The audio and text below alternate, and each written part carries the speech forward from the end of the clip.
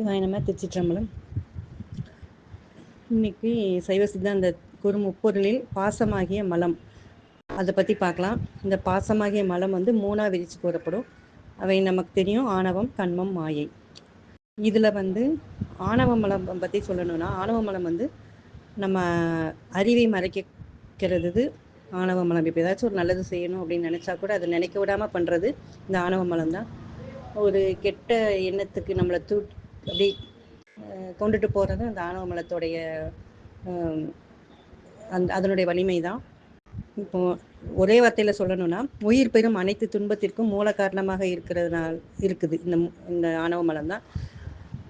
எல்லாத்துக்கும் மூல காரணமாக இருக்கிறதுனால அதுக்கு மூலமலம்னு இன்னொரு பேர் உண்டு.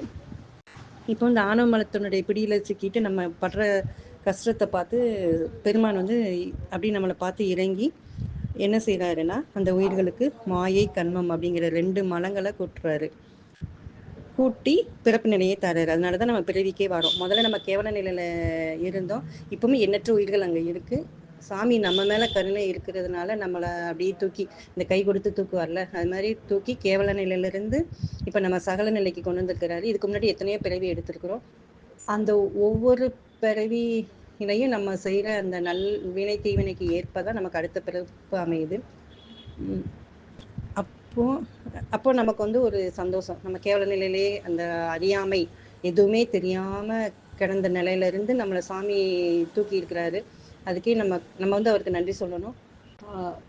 அப்போ மாயை கொடுக்கும்போது ஒரு இருட்டுக்குள்ளே கிடந்த நமக்கு ஒரு டார்ச் லைட் கிடைச்ச மாதிரி, ஒரு வெளிச்சம் கிடைச்ச மாதிரி தான் மாயை. அதனால தான் மாயை வந்து விளக்கு, மாயா தனு விளக்குன்னு சொல்லுவாங்க சைவ சித்தாந்தத்தில்.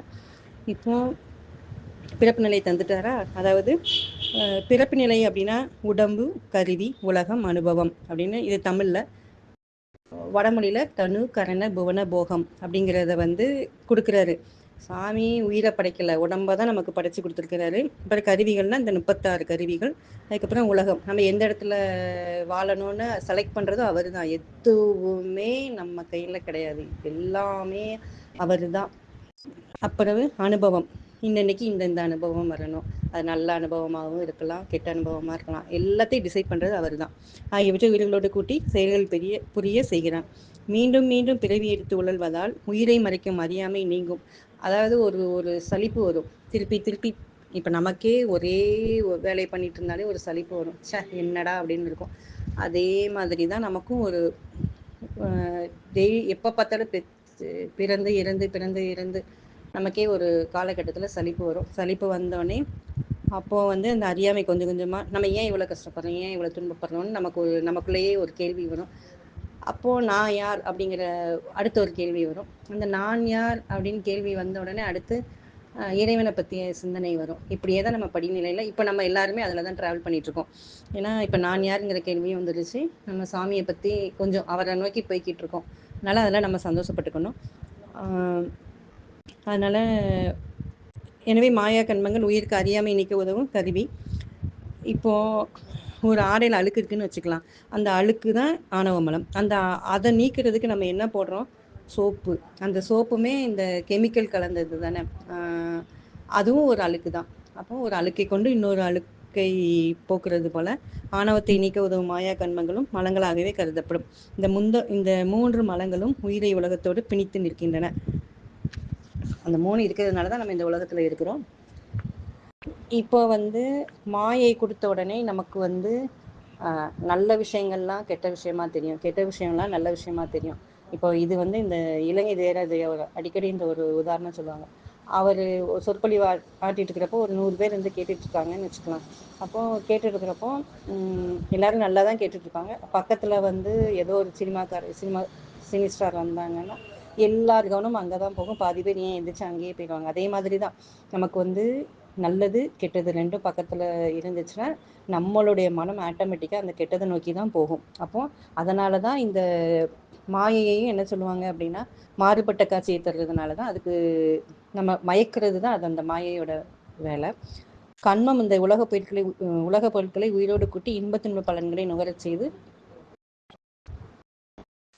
செய்கிறது. அதுதான் இந்த கண்மத்தோட வேலை. எப்படின்னா இப்போ ஒரு செயல் கண்மம்னா செயல். அது செயல் இல்லாமல் நம்மளால இருக்க முடியாது. அப்போ எத்தனை செயல் செய்யணும் நம்ம நம்மளே யோசித்துக்கணும். அதை வந்து நல்வழியில் நம்ம திருப்பணும். திருப்பினாலே அதை மடைமாற்றம் செஞ்சுட்டாலே நம்ம வந்து நல்லா இறைவனை நோக்கி போகிறதுக்கு ஒரு ஏதுவாக இருக்கும். இதைத்தான் திருவருட்பயனில் ஏகன் அநேகன் இருள் கருமம் மாயை 2 ஆகியவை 6 ஆதியில் அப்படின்னு அவர் சொல்கிறாரு. அப்படி தானே? ஏகன்னா இறைவன், அநேகன்னா நம்ம நிறைய பேர் இருக்கோம், இருள்னா ஆணவமலம், கருமம் அப்படின்னா செயல், மாயை வந்து 2, காரணமாயை காரியமாயின்னு 2. அப்போ காரணமாயை வந்து காரணமாயையிலிருந்து தான் மாயேயம்ங்கிறது தோன்றுறது. மொத்தம் அது என்ன சொல்லுவாங்க, தத்துவம் தாத்வீகம்னு அதை 2ஆக பிரிப்பாங்க. அதுதான் மொத்தம் 6 ஆதியிலே இருக்குன்னு உமாவதி சிவாச்சாரியார் வந்து திருவருட்பயனில் சொல்கிறாரு. இது வந்து குருஞான சம்பந்தர் இருக்காரா, அது சிவபோகசாரத்தில் 27வது பாட்டில் என்ன சொல்கிறாருன்னா, எங்கும் இருக்கும் அறிவு நீ, ஏகமாய் அங்குணர்த்தும் அறிவு நாம், பொங்கு மலம் மறைத்தல் மாயை, மயக்கல் விகார பலமனைத்தும் கண்ம மலம் பார். இதுலேயும் அந்த 5 வந்துடுது. எங்கும் இருக்கும் அறிவு நீ, அப்போ உயிர். ஏகமாய் அங்குணர்த்தும் அறிவு, நமக்கு உணர்த்துறது சாமி.